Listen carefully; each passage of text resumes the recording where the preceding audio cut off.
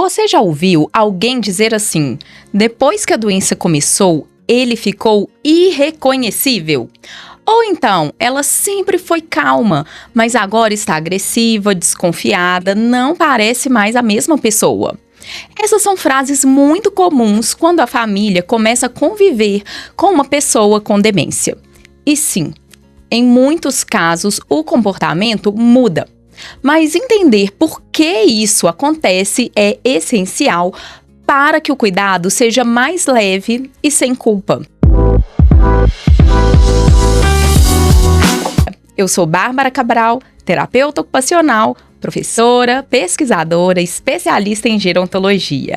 Aqui no canal, a gente conversa sobre envelhecimento e cuidado de forma descomplicada e baseada em evidências. Quando falamos em mudança de comportamento, estamos falando de sintomas que aparecem porque o cérebro está mudando. Não é teimosia, nem birra, até porque a pessoa já é adulta, né? Ela não faz mais birra, não é criança, mas tampouco é frescura. Essas reações são parte da doença e geralmente estão ligadas a alterações em regiões específicas do cérebro, como o lobo frontal, o lobo temporal e a amígdala cerebral, que regulam as emoções, empatia e comportamento social. Vamos imaginar assim: o cérebro é como uma grande orquestra. Cada parte tem um papel. Umas comandam o raciocínio, outras a emoção, outras o controle dos impulsos. Na demência, alguns desses músicos começam a tocar fora do ritmo, e isso afeta o resultado do conjunto. A pessoa continua sendo quem ela sempre foi, mas com a expressão da sua personalidade modificada pelas lesões no cérebro.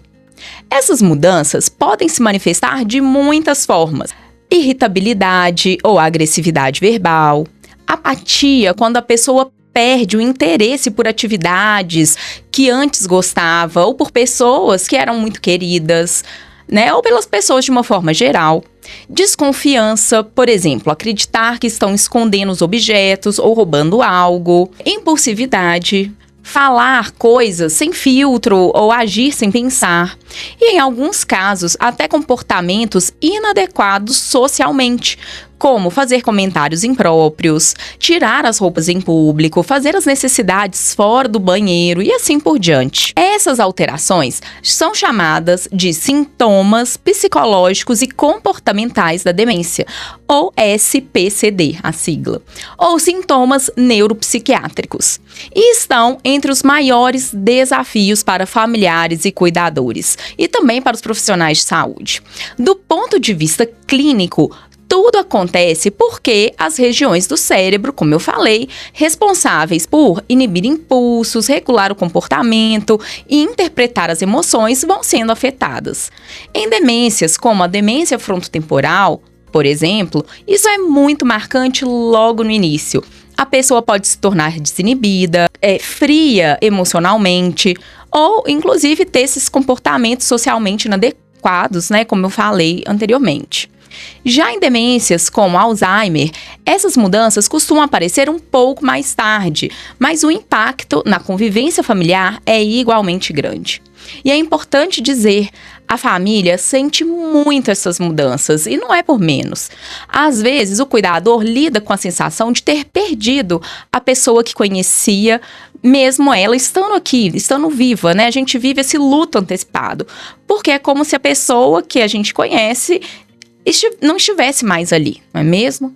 E essa dor, ela é real e merece ser acolhida. Mas quando a gente entende que o comportamento é um sinal neurológico, é um sintoma, e não uma escolha consciente da pessoa, ela não está fazendo isso de propósito, o cuidado se transforma. Sai o julgamento e entra a compreensão, a empatia, a compaixão.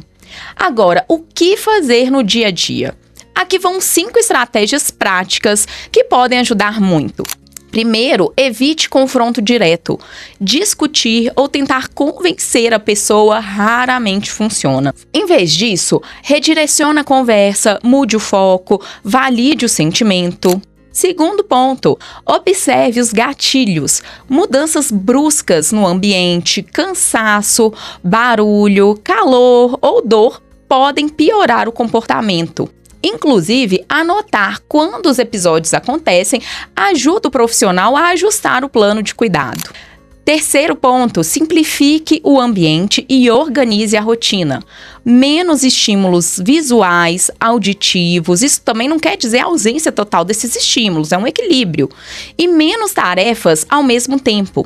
Uma rotina com atividades adequadas ao nível cognitivo da pessoa idosa e previsível reduz confusão e ansiedade. Quarto ponto, mantenha vínculos afetivos.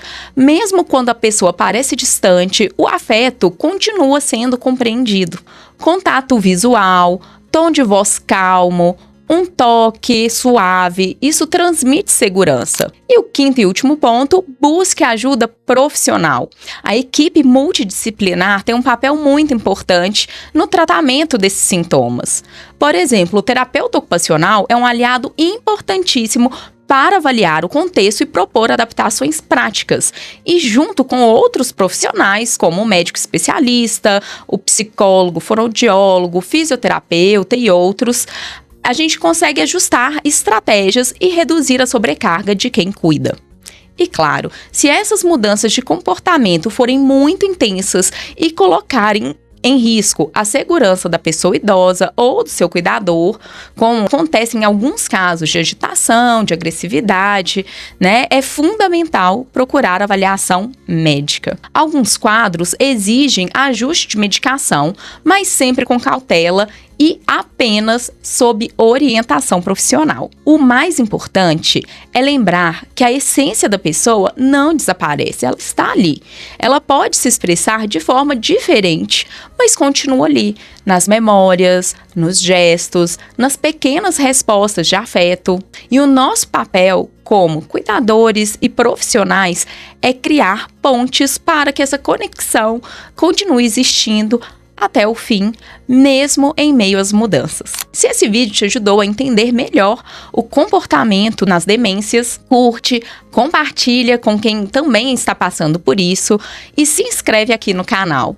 Aqui a gente conversa sobre envelhecimento e cuidado de forma descomplicada e baseada em evidências. Toda semana eu trago novos conteúdos a esse respeito. Até breve!